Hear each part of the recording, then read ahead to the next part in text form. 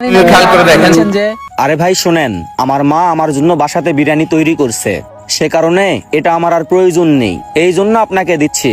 আর শোনেন, আমরা তো এইসব বিরিয়ানি যেখানে সেখানে খেয়ে থাকি, প্রতিনিয়তই খাই। আর আপনি তো অনেক কষ্ট করে ইনকাম করে সেই টাকাতে বিরিয়ানি নিতে আসছেন, এই বিরিয়ানিটা আপনি খায়েন আর আপনার মাকে খাওয়ায়েন। ঠিক আছে ভাই, আল্লাহর কাছে লাখো শুক্রিয়া আপনি বিরিয়ানিটা না নিয়ে আমাকে দেওয়ার জন্য। এতে করে আমার মা এই বিরিয়ানিটা খেয়ে আমার মায়ের খিদা মিটবে, আর আমি আমার মাকে বলে দিব আপনার জন্য দোয়া করতে। ঠিক আছে ভাই, আসি। এই যে ভাই, টাকাটা নেন। ভাই আপনাকে বিরিয়ানির টাকা দিতে হবে না, আমার বস আপনার বিরিয়ানির টাকা দিয়ে গেছে। ভাই এই যে আপনার বিরিয়ানি নেন, এখন যান।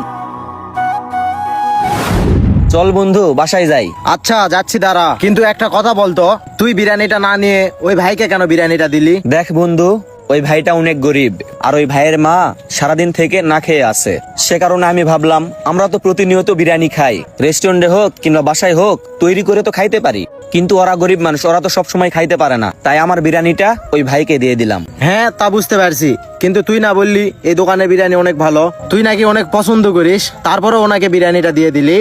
আরে বন্ধু শোন, আমার আগে ওই ভাইটাই বিরিয়ানি নিতে আসছিল, কিন্তু এই দোকানদার আমাকে অনেক সম্মান করে, আমাকে দেখে ভয় করে, সে কারণে ওই ভাইকে বিরিয়ানিটা না দিয়ে আমাকে বিরিয়ানিটা দিয়েছে। আর আমার জন্য কারো হক নষ্ট হোক, কোনো মানুষ না খেয়ে থাকুক, এটা আমি কখনোই চাই না, সে কারণে দিয়ে দিছি। কারণ আমরা মানুষ যদি মানুষের দুঃখ কষ্ট না বুঝি তাহলে কেমনে হয় বল? আসলেই বন্ধু, তুই অনেক ভালো মনের মানুষ, আর তোর মতো একটা বন্ধু পেয়ে আমি নিজেকে ধন্য মনে করি। আচ্ছা চল।